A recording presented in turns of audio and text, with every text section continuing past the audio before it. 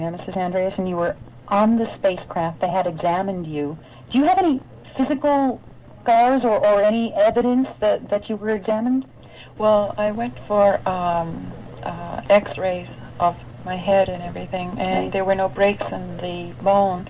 However, the doctor said something as far as finding out about anything in the membrane, any scar or anything like that. I would have to go through a different type of X-ray, and the radiation level was quite high, and he didn't feel as if I should do that because unless I had a tumor or something like that. You know. All right. Okay, I want to get back to your story now. They examined you. Obviously, you were in some pain, or at least you were starting to show signs of fear then. What did they do after they had examined you?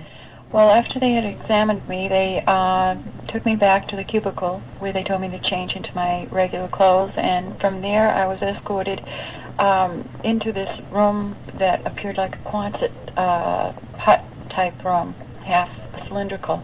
And within it were 8 glass-like chairs, and they sat me down in the one of the chairs to the right, and this hood, glass-like hood, came down, and I could hear it click around me, and then I felt very cold, as if I was freezing, and it seemed as if I was there for a very long time.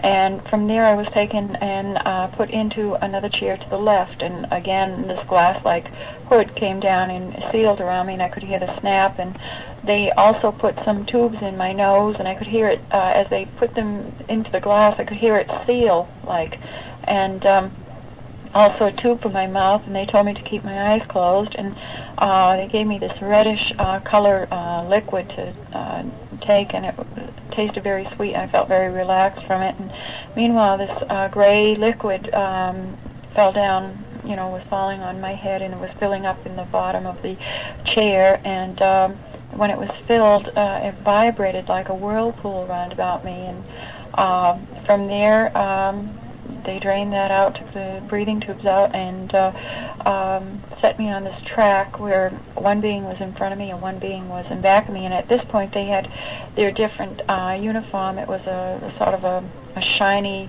aluminum type uniform, and they put 2 black hoods on their heads.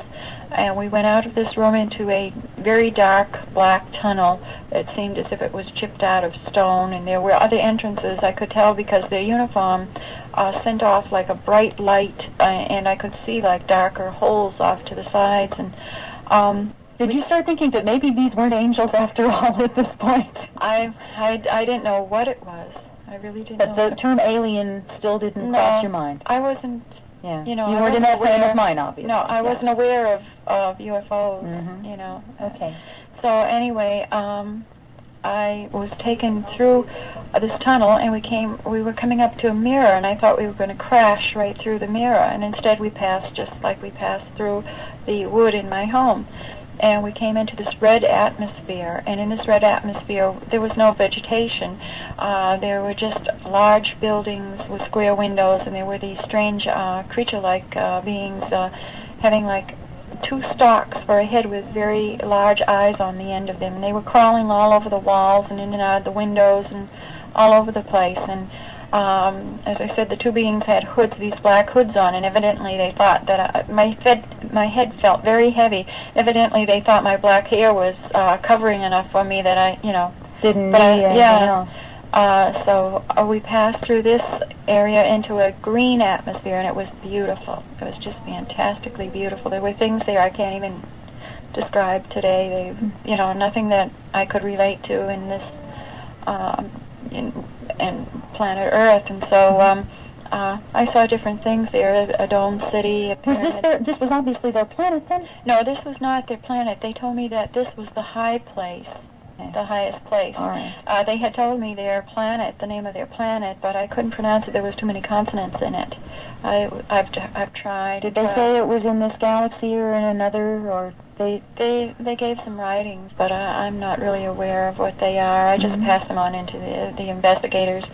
And in this high place, this green atmosphere was just beautiful. And I came up to some crystals that were just hanging in midair, and I did become fearful. I wanted to go back at that point because it was awesome, and they just wouldn't go along with my request, and we kept on going until we came to this area where this large bird stood, and the beings just got off the track, and I was left there alone where this huge bird was, and it was alive, and there was light in back of it just radiating, kept on radiating, and I kept getting hotter and hotter and hotter, and these sparks of gold were flying around in front of me, and I felt like I was being consumed by fire. And at that point I must have passed out or something, because the next time I looked, the bird was gone, and there was a pile of ashes there, and out of these pile of ashes a large gray worm appeared. And then from the side, a voice spoke to me, a very loud voice, and called my name twice and said, "You have seen and you have heard, do you understand?" And I said, I don't know, I don't understand, I don't even know why I was there. And then the voice talked with me and reassured me that everything was all right, that some of the pain that I experienced was because of my fear, and I just felt better. I felt elated, and joy filled me. I felt very happy at that particular point, and then the voice told me I would have to return, and I was taken back by the being. To Earth? Yes. I believe they also gave you a book. Yes. Is that true? There was an exchange of the Bible, and they passed me a blue book, which they said I could have for 10 days, and to look within it and grasp as much as I could possibly grasp, and I was not to show it to anyone. However, I did show my daughter Becky, which I shouldn't have, and when she put her hand on it, her hand sort of glowed, and after 9 or 10 days, the book was gone. Gone, disappeared, Yeah. just into thin air. Mr. Fowler, have you heard any stories similar to this one? Everything that Betty has said has a similar parallel to other cases, except the anomaly, I guess would call it, of the bird experience. And I don't really know what to make about the bird experience. The only thing that relates internally with a bird is that these aliens had a similar bird insignia or symbol on their shoulders, you know, and whether this was an induced hallucination, an object lesson that was set up, I really don't know. You almost could draw an analogy to a South Sea Islander, for example, who drifted out to sea and was out to sea for many, many days in his canoe, and he sees this huge aircraft carrier coming, and they send a small boat, they pick him up, they bring him back, they give him a physical examination, they put him in the hospital, and then when he's resuscitated, they bring him to the day room, and he sees movies, he sees TV, all these modern inventions. And then they take a helicopter, they bring him back, they dump him on the beach, and he goes back and tries to relate this whole thing in terms of his own religion, his philosophy, within a limited... you know, people would think he was probably crazy. About the book, how much do you remember? They asked you to grasp what you could. What was in it that you remember? Well, the first 3 pages were very bright light. There were approximately 40 pages. It was very thin paper. The writings on it, there were symbols, there were numbers, there was strange writing, there were pictures of the workings of the craft. There were just so many different things, and they've come forth, and I just handed them to the investigators for them I don't know what they are. In other words, you handed the notes that you took on it, or the different things that have been revealed to me.